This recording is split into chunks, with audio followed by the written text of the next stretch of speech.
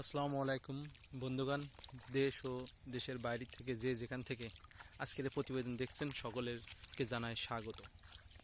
দর্শকবিন্দু, আবারও চলে আসলাম আমার সোশ্যাল প্রজেক্টে।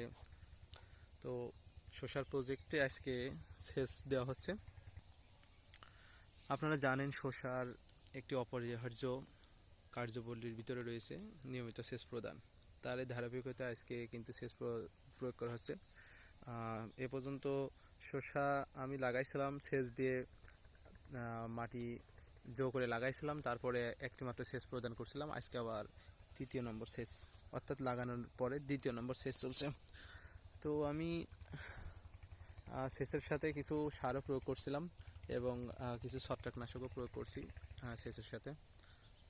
এই যে পানি এখান থেকে আসছে এবং আমার এই বেডে যাতে আঘাত না লাগে এই জন্য আমি মোট 3টা বেড কেটে দিছি। 3টা বেড দিয়ে ধারাবাহিকভাবে পানি যাচ্ছে, দেখতে পাচ্ছেন।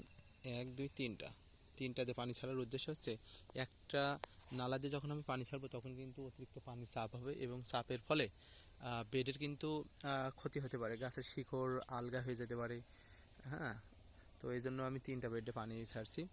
আর এই যে বিভিন্ন পোকার আক্রমণ থেকে গাছকে রক্ষা করার জন্য যে ইয়েলো কার্ড ব্যবহার করছি। তো ইয়েলো কার্ডের যে বৈশিষ্ট্য, যে এই যে এখানে এই যে মাছি পোকা এবং থিপস এগুলো কিন্তু এই যে এখানে অনেক প্রকারের পোকা আছে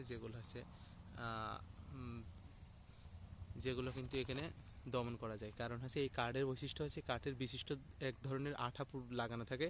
এই আঠার জন্য এই হলুদ জিনিসগুলো কিন্তু পোকা বেশি পছন্দ করে এবং এই হলুদের ফলে পোকাগুলো কিন্তু হলুদের জন্য হলুদ কালার হয়, পোকাগুলো ওখানে যে বসে এবং এই কাঠে কিন্তু এক ধরনের আঠা লাগানো থাকে। আঠার জন্য এগুলো এখানে আটকে যায় আর কিন্তু উঠতে পারে না। এই যে দেখতে পাচ্ছেন, এই যে মাছিটা কিন্তু এখনও মনে হয় বেঁচে আছে, কিন্তু এখান থেকে ওঠার মতন লাইন তার নেই। যেমন আমি যদি এখানে হাত দিই, হাত এই যে হাতের সাথে কিন্তু চলে আসছে, মানে এক ধরনের আঠা লাগানো থাকে। এছাড়া আমি ইয়েলো কার্ডের পাশাপাশি আমি ফরোমেন ফাঁদ ব্যবহার করছিলাম।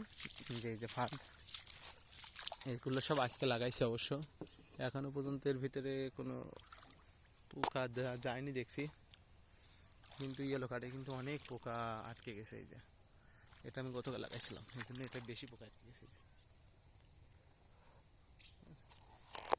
যাই হোক, ধীরে ধীরে গাছগুলো অনেক বড় হচ্ছে।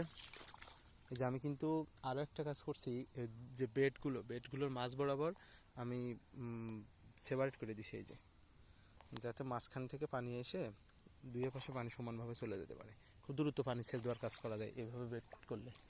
শীতে গাছ ততটা বৃদ্ধি পায়নি, তারপরেও যাই বৃদ্ধি পেয়েছে আলহামদুলিল্লাহ। আজকে গাছের বয়স 36 দিন। 36 দিন বয়সে গাছের যে কোয়ালিটি আছে তাতে আলহামদুলিল্লাহ। কিছু কিছু গাছে ফুল ফুটেছিল আজকে।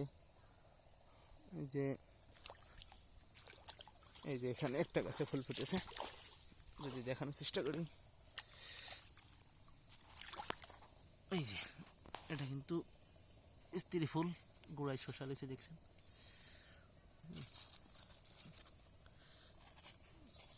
আর এই যে এগুলা কিন্তু ফুল ফুটবে, এখনো ফুল ফোটার সময় হয়নি, মানে এই 2-1 দিনের ভিতরে অনেক ফুল ফুটবে। তো মাশাআল্লাহ, 36 দিন বয়সে গাছ এই শীতের প্রকোপ থাকা সত্ত্বেও অনেক সুন্দর আছে আলহামদুলিল্লাহ। এখানে একটা গাছ দেখাই, এখানে একটা গাছে 2টা ফুল ফুটেছে।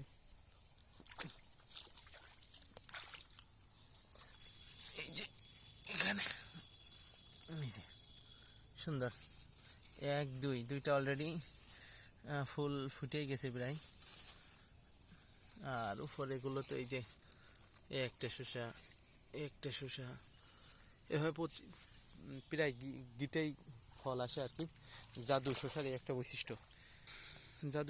বৈশিষ্ট্য হচ্ছে ম্যাক্সিমাম গিটেই কিন্তু স্ত্রী ফুল ফোটে, যার ফলে গোড়া থেকে কিন্তু ফলন আসে।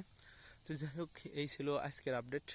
আবারও সামনে নতুন ভিডিও নিয়ে হাজির হব। সকলে ভালো থাকেন। আসসালামু আলাইকুম।